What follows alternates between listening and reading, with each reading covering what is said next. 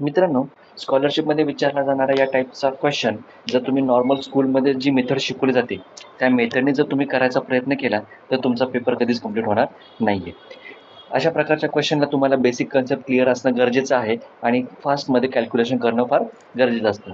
तर या क्वेश्चनमध्ये तुम्हाला कशा पद्धतीने विचार करायचा आहे आणि कशा पद्धतीने तुम्हाला बेसिक कन्सेप्टचा वापर करून डायरेक्ट आन्सर शोधायचे हे मी तुम्हाला इथं सांगणार आहे. बघा मग इथं तुम्हाला काय दिलेलं आहे, एक GCD दिला आहे आणि LCM दिला आहे.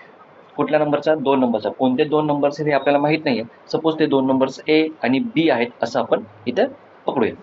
आता GCD आणि LCMचा मिनिंग काय असतो? जर GCD जर बघितलं आपण म्हणजेच त्याला आपण HCF सुद्धा म्हणू शकतो.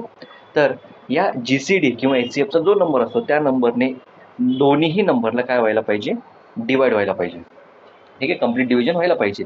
आणि LCMचा काय मिनिंग असतो की Aच्या टेबलमध्ये तो नंबर LCM आला पाहिजे आणि Bच्या टेबलमध्ये पण सेम नंबरचा LCM तुम्हाला आला पाहिजे. म्हणजे थोडक्यात तुम्हाला इथं मल्टिपल शोधायचे असतात.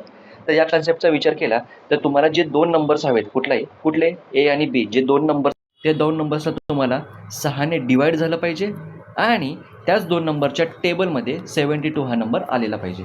ठीक आहे, मग जो तुम्ही ऑप्शनकडे जर नीट बघितलं तर पहिलं ऑप्शन आहे 12 आणि 16. तर यातल्या 16ला 6नं डिवाइड होत नाही म्हणून पहिल्या नंबरचा ऑप्शन काय होतो? ऑटोमॅटिकली कट होतं की जे तुमचा आन्सर असणार नाही आहे. दोघांना झालं पाहिजे, एकाला होऊन उपयोग नाही आहे, लक्षात ठेवा.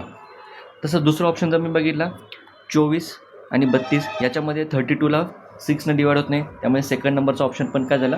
कट झाला. थर्ड नंबरचा ऑप्शन काय आहे? 18 आहे आणि 24 आहे.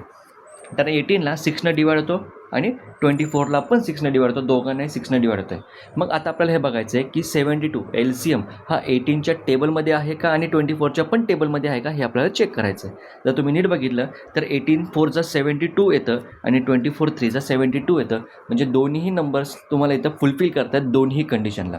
म्हणजे 18 आणि 24 हे तेच नंबर्स आहेत ज्यांचं तुम्हाला शोध आहे. ठीक आहे, ज्यांना तुम्हाला शोधायचं आहे म्हणजे थर्ड नंबरचा ऑप्शन तुमचा आन्सर असणार आहे.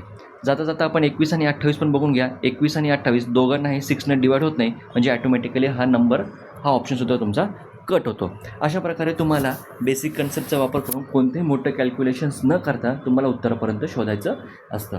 तर आजचा व्हिडिओ तुम्हाला आवडला असेल तर जाता जाता लाईक नक्की करा, चॅनलला सबस्क्राईब करा. अशाच प्रकारचे क्वेश्चन अजूनही मी पुढे घेऊन येणार आहे. तोपर्यंत सगळ्यांना जय हिंद, जय महाराष्ट्र.